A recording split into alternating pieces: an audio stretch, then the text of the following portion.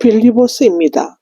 빌리보는 같은 옥신 서신인 에베소서, 골로새서, 빌레몬과 더불어 귀중한 바울 서신으로서 고난 중에서도 오직 그리스도만을 바라보며 큰 기쁨을 가지고 살 것을 권면하는 기쁨의 서신이라고 말할 수 있습니다. 1장은 문안 인사와 함께 빌리보 교회의 영적 성장을 위해 기도하고 있죠. 바울의 삶과 복음에 대한 비전, 빌리보 교회를 향한 권면이 언급되고 있습니다. 여기 인사인데요. 바울은 당시의 편지 형식에 따라 발신자와 수신자와 인사말을 기록하고 있습니다. 그리스도 예수의 종들인데 이 그리스도 예수가 공적인 칭호인 예수 그리스도보다 더욱 경건한 느낌이 있고 또 그리스도께서 하나님의 언약에 기초한 성도의 머리임을 나타내기 위해 그리고 그리스도가 신성 또는 부활하신 영원한 메시아를 강조하기 위함이었다는 견해가 있습니다. 한 가지 분명한 것은 그리스도 예수라는 명칭은 바울 초기의 서신들에서보다는 옥중 서신에 많이 나온다는 사실입니다. 그리스도 예수의 종에 대해서는 로마서 1장 1절에 얘기했습니다. 여기 바울은 이방의 이름이고 사울은 해심전의 히브리 이름이죠. 그는 이방인의 사도 였으므로 바울이라는 이름을 사용하였습니다. 그가 다른 서신에서와 달리 빌리보에서는 사도라는 칭호를 쓰지 않는 것은 빌리보 교인들이 바울이 사도임을 조금도 의심치 않았을 뿐만 아니라 바울의 인격과 그가 전하는 메시지를 전적으로 믿고 따랐기 때문이라고 합니다. 빌리보 교회는 바울이 세운 교회들 중에서 가장 친밀하고 가장 모범적인 교회였는데 바울에 대해서 로마서에서 설명했습니다. 디모데는 본서에 저자는 바울이고 디모데는 3인칭으로 언급되고 있기 때문에 공동 저자는 아니고 그의 이름은 다른 서신들의 후에 발신인 가운데 포함되어 있습니다. 여기에서 그 이름이 언급되고 있는 것은 최초의 바울과 함께 빌리보 지방에서 전도를 하면서 빌리보 교회를 세웠을 뿐 아니라 그 후에도 빌리보 교회에 관심을 가져 보살폈으므로 그들의 일을 진심으로 걱정해줄 사람이었기 때문이었을 것입니다. 디모데는 바울의 제1차 전도 여행 때 루스드라에서 복음을 전해 들었고 제2차 여행 때 제자로 선택된 바울의 신실한 동역자요 믿음 안에서 참 아들이었다라고 디모데전서 1장 2절에는 얘기하고 있습니다. 은혜와 평화가 나옵니다. 이러한 인사 형식은 바울의 초기 서신에서 공통적으로 나오고 있는데 헬라와 로마의 인사인 기쁨이나 풍성함에 해당하는 은혜와 히브리어 동양의 인사말처럼 평안 즉 평화를 합하여 그리스도인의 풍요로운 축복의 인사말로 바꾸어 놓았습니다. 은혜와 평화는 그리스도인이 얻은 구원의 내용과 1장의 주제인 바울이 발견한 고난 가운데서의 승리를 아름답게 표현하고 있죠.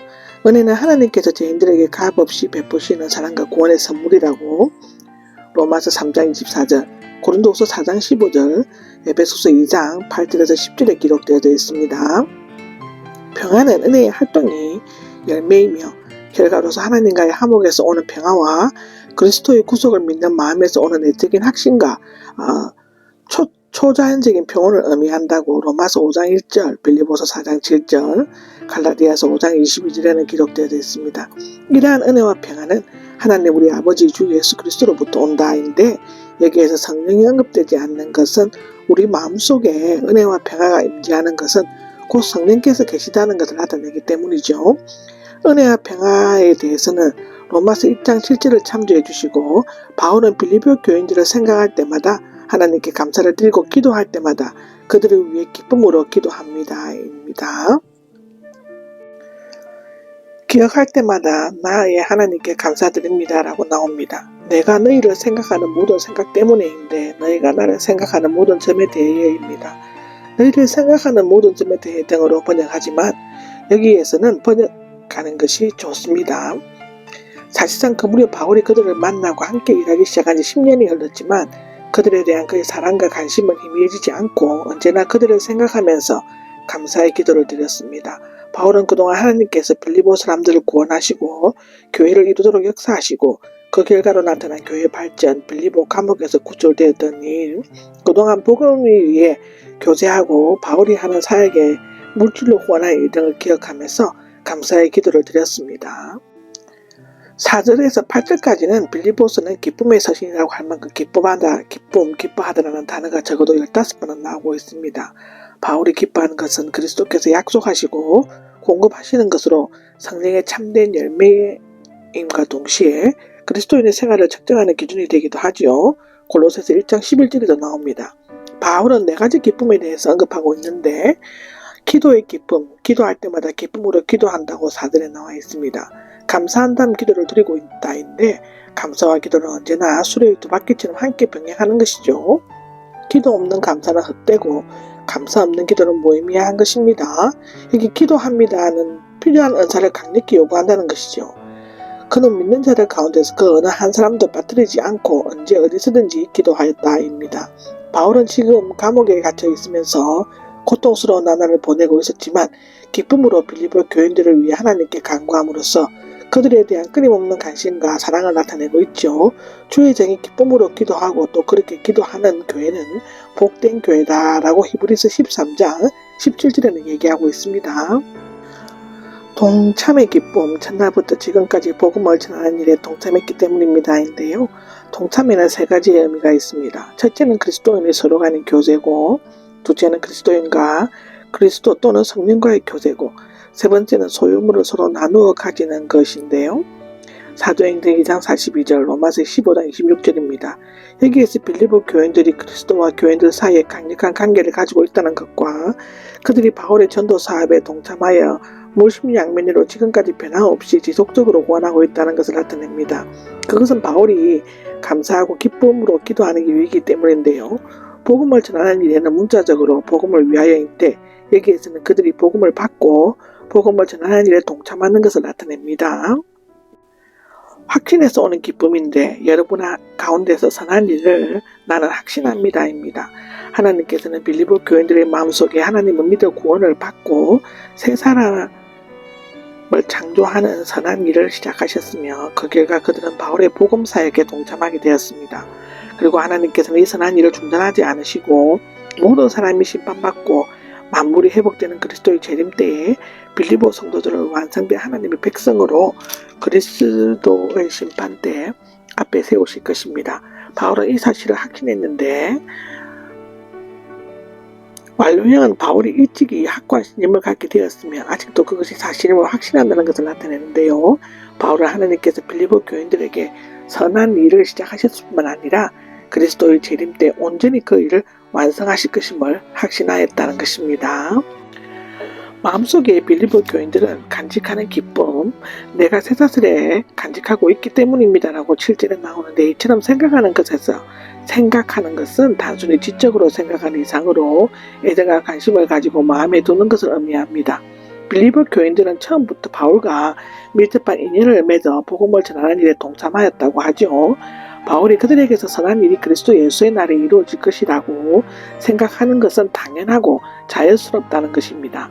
그렇게 생각하는 구체적인 이유는 쇠사슬에 매여 있을 때 그들이 에바브로디도와 금전적인 선물을 보냈으므로 바울의 고난에 동참하려고 했고 또한 복음을 옹호하고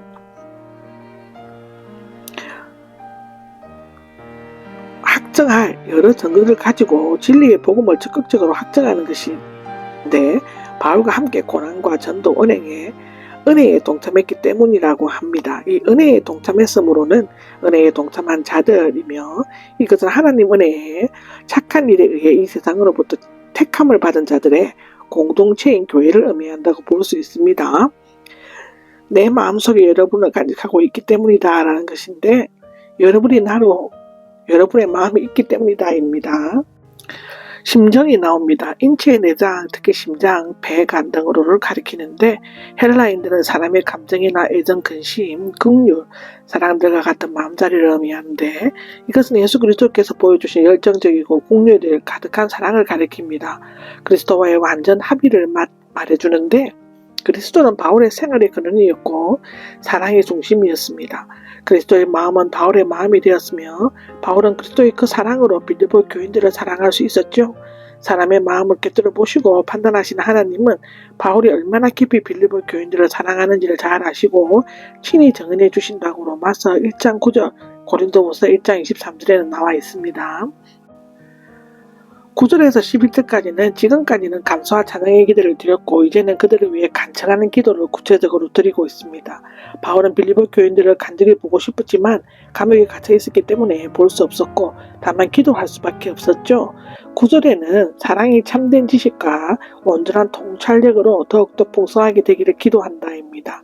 이 사랑은 맹목적인 사랑이나 에로스나 빌리아와 같은 감정적 조건의 사랑이 아니라 하나님의 뜻과 영적인 본질이 무엇인지를 아는 경험적인 지식과 도덕적인 일에 대해서 지식적으로, 도덕적으로, 영적으로 선악을 분별할 수 있는 온전한 통찰력을 갖춘 사랑인데 이런 사랑이 더욱더 풍성해지기를 기도하였습니다.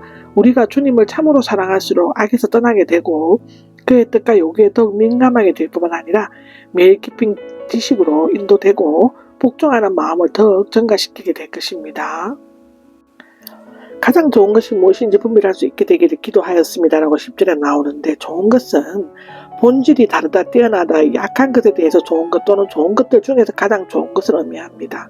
분별할 수 있게는 전에서는 금속이나 화폐, 순도나 진위 여부를 조사할 때 쓰는 용어로 신약에서는 시험하다, 증명하다의 의미로 사용되었다고 하는데요. 여기에서는 가장 좋은 것은 영적으로 성숙하고 지식과 통찰력이 더해진 사랑을 통해 올바르고 온전하게 분별할 수 있는 것을 나타냅니다. 같이 판단 감각을 잃어버리고 양심까지도 마비된 이 세상에서 그리스도인들은 실제로 무엇이 좋고 중요한 것인가에 대해 예민한 감각을 가지고 분별할 수 있어야 한다는 것입니다. 그리스도께서 오시는 날까지 순결하고 흠없이 살기를 기도하였다인데 이 순결하고는 옷감의 흠 같은 것이 햇빛에 비춰 조사하는 것을 의미하고 그들이 이기심이나 죄나 세상적인 기준에 의해 더럽히지 않고 순결한 생활을 추구하는 순수한 동기를 나타낸다고 하는데요.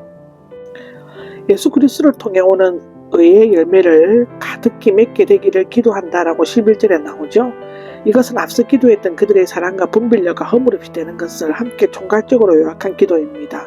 앞에 순결하고 흠없이가 소극적인 거라면 의의 열매는 여기에서 표시된 의의 율법을 통해 오는 의로와는 대조적으로 예수 그리스도를 통해 오는 의로 되어 있습니다.